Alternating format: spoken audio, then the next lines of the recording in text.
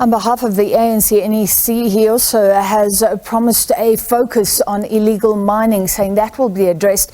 This comes after several people, of course, died after a gas leak at an informal settlement on Gauteng's East Rand this week, believed to be related to illegal mining activity. To discuss further, we're now joined by SABC News correspondent Samkele Maseko. Samkele, you've been with other journos in conversation with the president and, of course, following the NEC. What are the main issues coming out of that press conference and the meeting, in your view? Well, Francis, we've just had an hours-long engagement with President Cyril Ramaphosa on this National Executive Committee of the party, and also some of the issues pertaining to governance, pertaining to intra-party conflict, unity of the organization, plans to eradicate load shedding within the country, and also on the post. It's tense. So after the situation currently with global politics is very fluid, and that South Africa will continue with a non-aligned position when it comes to the international balance of forces, continuing to speak once again of a one currency within the African state and one currency also to oppose the dominance of the dollar. But I'm going to bring in Mr. Mzwandile Mbeje, our political editor here at the SABC. Mr. Mbeje, just the essence when it comes to international relations by the president around South Africa's non-aligned position, not only when it comes to the conflict between Russia and Ukraine, but also the changing geopolitics, the battle between the West and the East. Absolutely. A very good evening to you, Sam, and the viewers. In fact, I think that's always been our stance, I think, as a country, and I think that's what he wants to continue. In fact, you even heard him say we actually are taking lessons from what the former President Nelson Mandela did. So clearly, with that, you are trying to be accommodating to every side, because once you want, then you take a particular side, it means so the other one is not going to believe you. That is why they were able to go and speak to warring parties. Why? Because it's anchored on this non-aligned stance. But also another important point, perhaps particularly on BRICS, at least we got a confirmation. We know that he's still going to make that announcement, a confirmation that this will be a physical summit. But then that comes the question, does that mean President Putin is coming, given the warrant of arrest? So it will be very interesting, or it will be a physical summit for the rest of them, but Putin.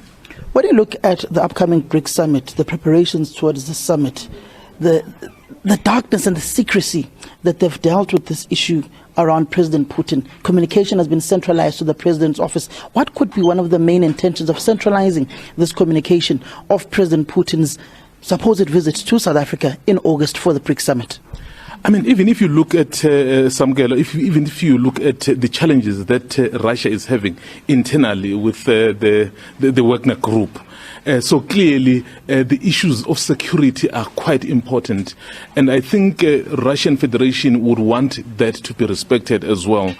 But also, having seen what happened last week when the summit of the Southeast Asians took place, so it was virtual. So what does that mean? And as a country, we have signed up to the Rome Statute.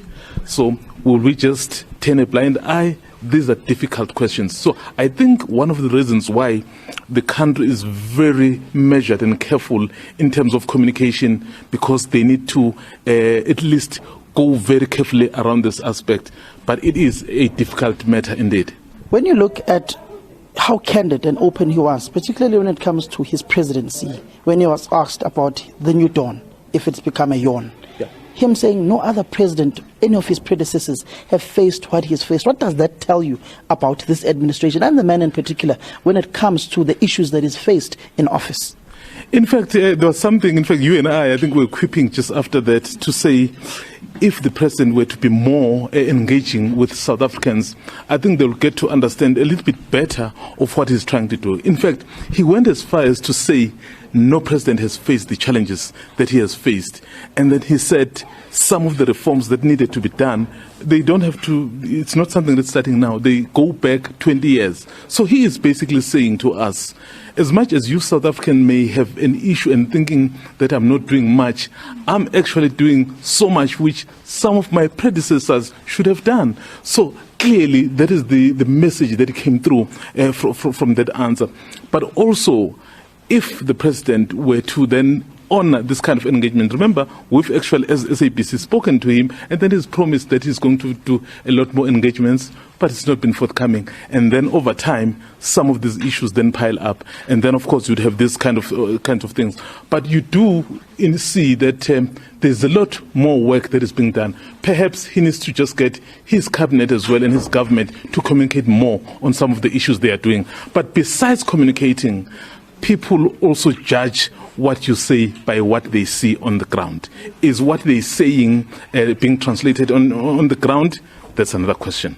Thank you very much, Mr. Mbeje. That is the political editor at the SABC, Mr. Mzwandile Mbeje, speaking on the engagement we've just had with President Ramaphosa. But more critical and more worry to South Africans is the issue of the persistent load shedding. We've heard the Minister of Electricity, Dr. Jose Nzwara, briefing the media this morning and yesterday, saying that they've improved the energy availability factor to just over 60%, which moves stages of load shedding from stage 6 and is hovering around stage 3, with the hope that the energy availability factor of the 84 coal-powered generating units of Eskom will improve over the period of time, but also the introduction of solar energy, renewable energy, IPPs. The President speaking very passionately about the issue of independent power producers, saying that no other minister has signed on window periods of independent power producers producing renewable energy, solar energy, wind energy into the grid, other than Minister Gwede Samson Mandashe.